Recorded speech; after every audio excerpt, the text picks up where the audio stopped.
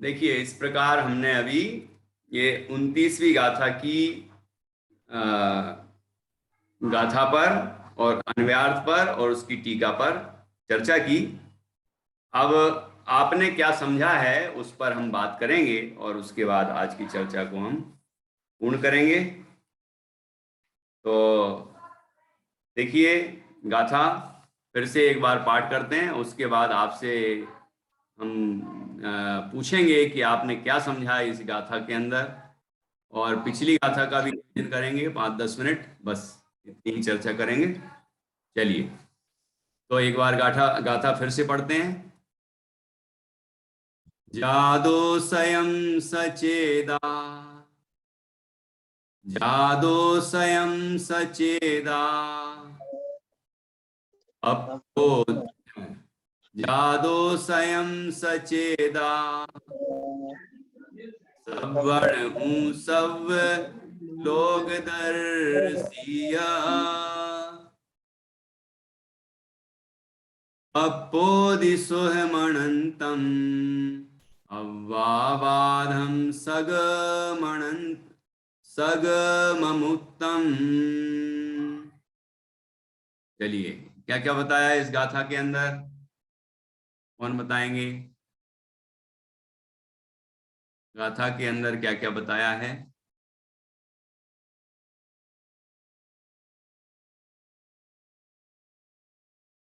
बताइए निधि जी, क्या बताया गाथा में? जो चेतना सहित आत्मा है वह सर्वज्ञ है, सर्वलोकदर्शी है और अनंत सुख को अनंत सुख को भोगता हुआ अनंत सुख को भोगता हुआ और अव्यबाद सुख को भी भोगता हुआ सगम मुत्तम मतलब स्वकम मतलब स्वयं के, स्वयं, हाँ स्वयं अमूर्त है, स्वयं अमूर्त, हाँ। अमूर्त है। देखो, ये सुख के दो विशेषण हैं जी, जो यहाँ अटक रही थी, वो अनंत और अव्ययवाद दोनों। अच्छा तो एक साथ बोलना। अनंत सुख, और वो भी उसके पहले अमूर्त लगाना है। अमूर्त अव्ययवाद अनंत सुख को प्राप्त करता है। पपोती प्राप्त करता है। हाँ, ठीक है। हम्म, सर्वज्ञ और सर्वदर्शी होता हुआ लिखा, और अव्ययवाद अमूर्त अव्ययवाद अनंत सुख को प्राप्त करता है लिखा। मतलब अमूर्त अव्ययवाद और अनंत सुख को प्राप्त करता है। कौन? वह चेतना सहित आत्मा जो कि सर्वज्ञ है और सब लोकदर्शी है। ठीक है, ठीक है। और वो स्वभाव से तो हम भी जैसे ही हैं, तो हम जैसे जीव तो अपने अपने स्वभाव को पहचान लेते हैं, सिद्धों के समान अपना स्वभाव पहचान लेते हैं, वे ही इस अवस्था को प्राप्त होते हैं। होता हुआ मतलब है ही नहीं, पहले ही से नहीं थे, होता हुआ मतलब हुए हैं। हुए तो उनको क्या क्या मिला? जब वो वीतरागी सर्वज्ञ और सर्वदर्शी हुए, तो है ना, तो फिर क्या हुआ कि उनको ऐसा सुख मिला। कैसा सुख? जो अमूर्त है। अमूर्त है, बाधा अमूर्त होने से ये कहना चाह रहे हैं कि मूर्तिक इंद्रियों के द्वारा नहीं होता, अमूर्त है। इंद्रियातीत सुख को, हाँ, इंद्रियातीत है। और अव्ययवाद है, मतलब उसमें कोई बाधा नहीं है। बाधा नहीं है। और अनंत है, जिसका कोई अंत नहीं है। नहीं, ऐसा सुख प्राप्त होता है जीव को। कैसा सुख? बाधा वाला, जिसमें बीच बीच में डिस्टरबेंस होता है, ऐसा सुख चाहिए।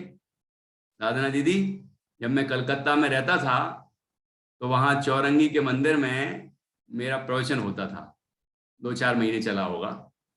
तो एक बाबूजी, मैं नाम नहीं लूंगा, नहीं तो आप जानती हैं उनको, तो वो मुझसे बोले, एक दिन ऐसी चर्चा हो रही थी अनंत सुख प्राप्ति की, इस सिद्ध अवस्था में अनंत सुख अनंत सुख अनंत सुख सादी अनंत काल भोगते रहते हैं। तो कहने लगे कि जिसमें सुख ही सुख है, सुख ही सुख है, सुख ही सुख है, तो उसमें क्या सुख है? मतलब भाई सुख ही सुख हो रहा है, सुख ही सुख हो रहा है, तो इसमें क्या सुख है? बीच बीच में थोड़ा दुख हो फिर सुख हो तो समझ में आए कि भाई सुख हो रहा है। दुख के बाद सुख आता है तो ऐसा लगता है ना सुख हो रहा है तो उसमें आनंद आता है। तो ऐसा क्या सुख? तो मैंने तत्काल बोला, पहले कभी नहीं सोचा था वो उदाहरण, लेकिन मैंने तो तत्काल उनसे पूछा कि कभी आप जब एसी में रहते हैं, गर्मी के मौसम में कलकत्ता में ज्यादा पड़ती है ना गर्मी, तो मैंने कहा गर्मी के मौसम में आप एसी में बैठे हैं और बाहर बिल्कुल तपती हुई गर्मी हो रही है, तो आपको कभी कभी ऐसा लगता होगा कि थोड़ा अपन बाहर जाके वो गर्मी को भोगे आए, है ना, उसके बाद फिर अंदर आए तो एसी का पता चले, आनंद आए। ऐसा करते हो क्या? कि नहीं, ऐसा तो हम कभी नहीं करते कि बाहर गए फिर थोड़ी गर्मी लगने लगी फिर अंदर आए, फिर अरे यार इतनी देर से ठंडे मतलब गर्मी ही नहीं लग रही, तो एसी का क्या महत्व? बाहर निकलो, फिर धूप, फिर लू खाओ, है वो थोड़ी पसीने वाली वो गर्मी हो, उसके बाद फिर अंदर आए। ऐसा करते हो क्या? नहीं, ऐसा बिल्कुल नहीं करते हम। तो मैंने कहा फिर सुख ही सुख, सुख ही सुख, सुख ही सुख। फिर एक और उदाहरण दिया मैंने, कभी अपने घर में मच्छर हो, है ना, और हम थोड़े अहिंसक लोग हैं, तो वो कोई भी जो क्या कछुआ जलाओ और पता नहीं क्या क्या होते हैं ना, ऑल आउट और दुनिया भर की ये चीजें इस्तेमाल नहीं करते, तो हम सीधा उपाय करते हैं मच्छरदानी लगा ले। ठीक है, तो अपन ने लगाई मच्छरदानी। अब मच्छरदानी में एक भी मच्छर नहीं है, तो बिना मच्छर के आनंद आ रहा है, मच्छर रहित आनंद, अच्छी नींद आ रही। तो बीच बीच में मन होता हो अरे यार इतनी महंगी मच्छरदानी लेके आए हैं, लेकिन कभी एक मच्छर ही नहीं काट रहा है, एक आध मच्छर काटे, उसके बाद मच्छरदानी में हम रहें तो मच्छरदानी का आनंद हो। ऐसा कोई करता है क्या? तो कहते नहीं, ऐसा तो कभी नहीं करता कोई। तो इसीलिए फिर वहां क्यों कह रहे हैं आप कि वहां बीच बीच में दुख हो फिर सुख हो, फिर दुख हो फिर सुख हो, तो सुख का कोई महत्व आए? अरे जीव को तो सुख ही चाहिए, सुख ही चाहिए। जे त्रिभुवन में जीव अनंत, सुख चाहे दुख ते भय, सुख ही चाहते हैं, कोई दुख नहीं चाहता। और कितना सुख चाहते हैं कौन बताएगा? कितना सुख चाहते हैं? अनंत सुख चाहते हैं। और अनंत में बीच बीच में बाधा चाहिए क्या? कि नहीं, अव्ययवाद अनंत सुख चाहते हैं। और उसमें कोई पराधीनता चाहिए क्या? इंद्रिय आदि की पराधीनता हो, पंचेंद्रिय के विषयों की पराधीनता हो, इन मूर्तिकों की पराधीनता हो, पुद्गलों की, कि नहीं नहीं, स्वाधीन चाहिए। तो इसलिए लिखा अमूर्त। अमूर्त कहते ही ये समझ में आ गया कि आत्मिक है, स्वाधीन है, उसमें पंचेंद्रिय का कोई निमित्त नहीं है और कोई पंचेंद्रिय के विषयों का भी निमित्त नहीं, अवलंबन नहीं है। ऐसा आत्मिक अमूर्त अनंत और अव्ययवाद सुख प्राप्त होता है सिद्ध अवस्था में। ये है प्राप्ति, मतलब ये है प्रयोजन जीव का। इसलिए इसको तो कहा कि प्राप्त होता है, वहां वीत सर्वज्ञ सर्वदर्शी होता हुआ लिखा, लेकिन यहां सुख प्राप्त करता हुआ और फिर आगे बढ़ रहे हो ऐसा नहीं, ये ही अंतिम लक्ष्य है। इसलिए इसका ही महत्व बताया। दिख रहा है ना आपको? भाषा भी समझ में आ रही होगी कि उसमें तो लिखा आत्मा स्वयं सर्वज्ञ सर्वदर्शी होता हुआ, और फिर क्या होता है, क्या प्राप्त करता है? क्या प्राप्त करता है? कि अमूर्त स्वकीय, मतलब स्वयं का, ये भी स्वयं का, स्वकीय शब्द का भी बहुत सुंदर प्रयोग है। स्वयं का अमूर्त अव्ययवाद अनंत सुख प्राप्त करता है, जहां सुखी सुख, सुखी सुख, अनंत सुख, अनंतानंद, अनंतानंद, ऐसी स्थिति होती है कि नहीं? ऐसी सुंदर गाथा है ये। देखिए फिर से पढ़ते हैं एक बार। जादो स्वयं सचेदा, सवर्ण हूं सब लोग दर्शिय, पप्पोदि सुहमणंतम अव्वाबादम सग ममुक्तम। अमुत्तम। इस तरह से हमने ये 29वीं गाथा की चर्चा की। किसी को इस संबंध में कोई प्रश्न हो तो पूछ सकते हैं। और यहाँ देखो अंत में जो लिखा था ना कि सिद्ध को पर से प्रयोजन नहीं है, ये इस पर अपन ने इतनी चर्चा की कि पर से प्रयोजन नहीं है, तो हमें क्यों पर से प्रयोजन है, ये विचार करना होगा ना। हम भी तो सिद्धों के स्वभाव, सिद्धों जैसे स्वभाव वाले हैं ना, तो हमें क्यों पर से प्रयोजन है। हमें भी पर से प्रयोजन नहीं होना चाहिए। जब पर से प्रयोजन छूट जाएगा और स्वयं में ही पूर्णता का अनुभव होगा तो पूर्णता प्रकट होगी। ठीक है, संसार अवस्था में ही कहा है कि ज्ञान दर्शन और सुख जिसका स्वभाव है ऐसे आत्मा है हम। और जिस आत्मा ने उस आत्मा को पहचान लिया, स्वयं को पहचान लिया, वो ऐसा ऐसा स्वाधीन, अमूर्त और अनंत अव्ययवाद सुख प्राप्त करता है। ठीक है, ऐसी सुंदर चर्चा की। और किसी को कुछ चर्चा करनी हो, कोई बात पूछना हो, बताना हो तो बिल्कुल बता सकते हैं। हाँ जी, ये 28वीं और 29वीं दोनों गाथा में सुख की चर्चा है क्या? नहीं, उसमें तो 9 पूरे विशेषण घटित किए, बाकी प्रयोजन तो सुख का ही, इसलिए अंतिम में तो सुख की ही बात आएगी। उसमें भी इसमें 28 में भी लिखा है हाँ अनंत अनंत सुख का अनुभव करता है। हाँ बिल्कुल, वो भोक्तृ, सर्वज्ञ तो ये जस्ट ऊपर ही देखो, जिसका अनंत चैतन्य सुस्थित हुआ है ऐसे आत्मा को स्वतंत्र स्वरूपानुभूति लक्षण सुख का भोक्तृत्व है। यहाँ पर अकेला एक भोक्तृत्व नहीं बताना चाह रहे हैं, लेकिन ऊपर से लेके सारे गुण बताए 9, तो भोक्तृत्व अंत में बताया। तो सुख तो अंतिम प्रयोजन ही है। चरम प्रयोजन यदि कोई है जीव का तो वह है सुख। बाकी चीजें सबकी सब सुख के लिए ही हैं। केवल ज्ञान का महत्व सुख के लिए है, अनंत वीर का महत्व सुख के लिए है, सर्वदर्शी पने का सुख महत्व सुख के कारण, सुख के लिए है। मतलब ये होते ही जीव को अनंत सुख होता है।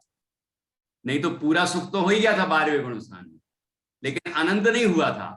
सुख तो पूरा ही हुआ, तो फिर अनंत क्यों नहीं हुआ? कि सुख तो अनंत ही हुआ था, लेकिन अनंत को भोगे कैसे, अनंत को जाने कैसे?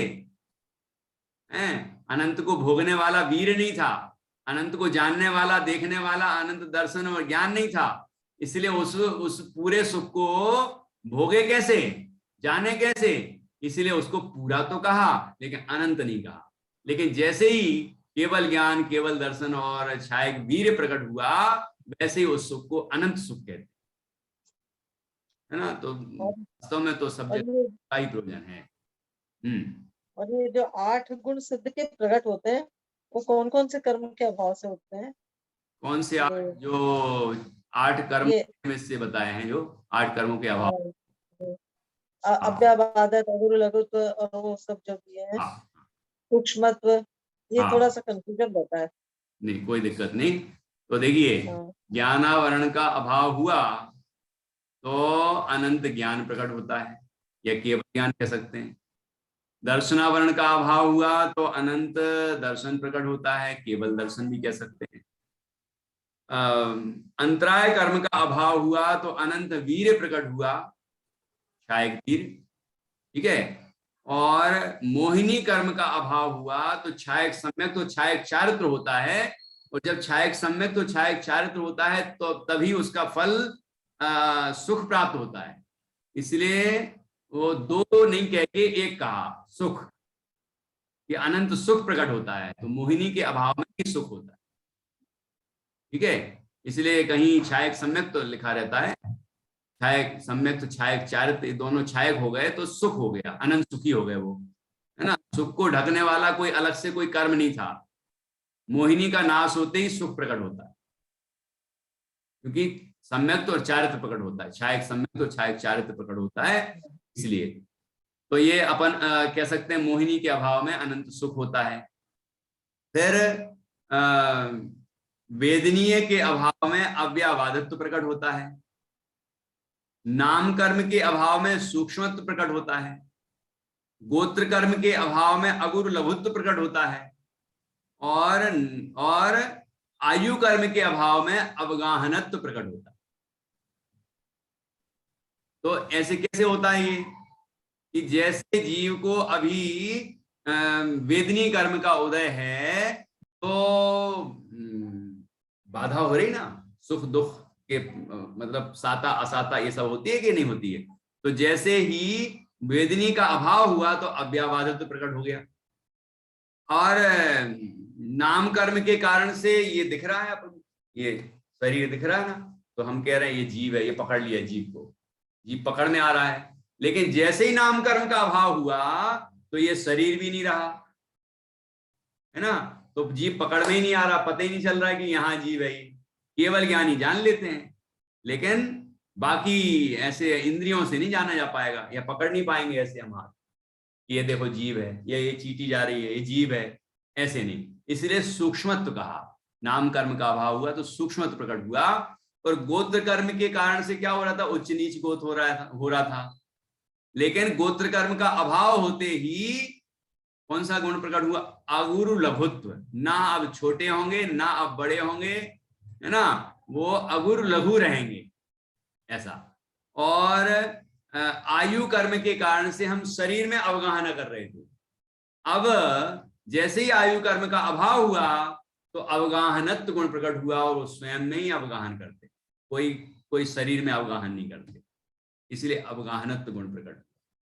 ठीक है ना। इस तरह से 8 कर्मों के अभाव में 8 गुण व्यवहार से कहे गए हैं, परमार्थ से तो अनंत गुण भगवान सिद्ध के होते हैं। ठीक है ना। इस तरह से हमने ये सभी चर्चा की, और किसी को कुछ पूछना है या बताना है तो बता सकते हैं। किसी को गाथा याद हो गई हो तो ये गाथा सुना सकते हैं, नहीं हुई ना, कल सुनाएंगे, कोई बात नहीं, कल ही सुनाना। आज हम चाहते भी नहीं कि अभी आप याद करने में ध्यान लगाएं, आप क्योंकि याद करने में ध्यान लगाएंगे तो समझेंगे कैसे, तो इसलिए आपने अच्छा किया कि समझा है, अब कल सुना देना, पक्का करके गाथा सुना देना। ठीक है। और किसी को कुछ चर्चा करनी हो तो पूछ सकते हैं, और फिर अपन जिनवाणी स्तुति करके आज अपनी चर्चा को विराम देंगे। ये जो भी आप उदाहरण दिए थे ना, आनंद मतलब सुख मिलता है तो दुख की आवश्यकता नहीं होती है, तो उस पे एक उदाहरण मेरे को मालूम था, तो मैं बताना चाह रही थी कि जैसे एक व्यक्ति का बेल खो गया, तो वो एक दिन पहले उसकी नाल ठुकवा करके आया था पाँव में, तो वो बेल को खोज रहा था, तो वो जहाँ जिस आदमी ने नाल ठोका था उसके पास वो गया कि मेरा बैल यहाँ आया था क्या, तो उसने कहा कि वो जिसे इतना दुख हुआ था नाल ठोकने में, तो वो यहाँ क्यों आएगा, वो कभी नहीं आएगा। मतलब दुख के स्थान पे वो व्यक्ति जाएगा ही नहीं, बैल कहीं और जाएगा, लेकिन वो नाल ठुकवाने के स्थान पे नहीं आएगा। बहुत बढ़िया, सही बात। ऐसे जीव जो सिद्ध अवस्था को प्राप्त हो जाते हैं वो पुनः कभी संसार अवस्था में आ ही नहीं सकते। जो अनंत सुख प्राप्त कर लेते हैं वो दुखी कभी हो ही नहीं सकते। तो ऐसा, और दुखी होना कोई स्वभाव तो है नहीं, सुखी ही स्वभाव है, सुख ही स्वभाव है, और वो स्वभाव प्रकट हो गया। अब जो विभाव थे वो सारे नष्ट हो गए, स्वभाव पूरा का पूरा प्रकट हो गया। आत्मा के स्वभाव में तो सुख ही है, तो वो सुख प्रकट हो गया, है ना। अब दुख जो होता था उसमें कर्म का निमित्त था, मोहिनी कर्म का निमित्त था, तो कर्म का भी अभाव हो गया, और जीव की मिथ्यात्व या कसाय आदि की जो भूल थी, विकार था, वो भी समाप्त हो गया। तो दुख का तो प्रसंग कभी बनना ही नहीं है, और दुखी कोई होना चाहता भी नहीं है, जैसे कि आपने अभी एक उदाहरण दिया, है ना, दुख के स्थान में क्यों जाएगा। तो ऐसे दुखी कोई होना ही नहीं चाहता है, ऐसी बात हम समझें, और ऐसा अनंत आनंद वहां आएगा, है ना, वहां आएगा कहने का व्यवहार है, यहाँ आएगा यही परमार्थ है, यहाँ आएगा तो यही आत्मा एक समय में वहां सिद्धालय में विराजमान हो जाएगा, है ना। तो ऐसा ऐसा कहा जाता है वहां सुख है, वहां सुख है। जो यहाँ सुख देखता है, अनुभव करता है, उस यही आत्मा वहां सुख भोगता है। ये परमार्थ भी हमें समझना चाहिए, ठीक है ना। इस तरह ये 29वीं गाथा हमारी पूर्ण हुई और आज की चर्चा भी पूर्ण हुई। और किसी को कुछ पूछना है? नहीं, मैं पूछ लूं? अभी जो जस्ट अभी अभी अपन ने चर्चा की है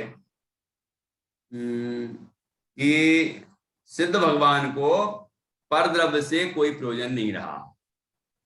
तो परद्रव्य से क्यों प्रयोजन नहीं है? हाँ, पर से क्यों प्रयोजन? पर दीदी बता रही। पर का सब अभाव हो गया ना, पराश्रितपना चला गया। पराश्रितपना चला गया, पर का अभाव हो गया। अभाव हो गया मतलब पर संयोग का, पर के संबंध का अभाव हो गया। और पर से कोई प्रयोजन नहीं रहा, क्योंकि सुख तो मेरे अंदर ही है, मेरे गुण मेरे अंदर ही प्रकट होते हैं, है ना। मैं स्वयं में ही आनंदित हो रहा हूं, तो मेरा पर से क्या संबंध है और पर से मेरा क्या प्रयोजन है? प्रयोजन भी नहीं है, पर का संबंध भी नहीं रहा है। ऐसी सब अवस्थाएं सिद्ध अवस्था में हुई हैं। ऐसी सुंदर चर्चा यहाँ की। अब आप कल गाथाएं ये गाथा याद करके आना, फिर अपन इस आप पूछेंगे और उसके बाद फिर अगली गाथा पर चर्चा करेंगे। ठीक 8 बजे जिनवाणी स्तुति।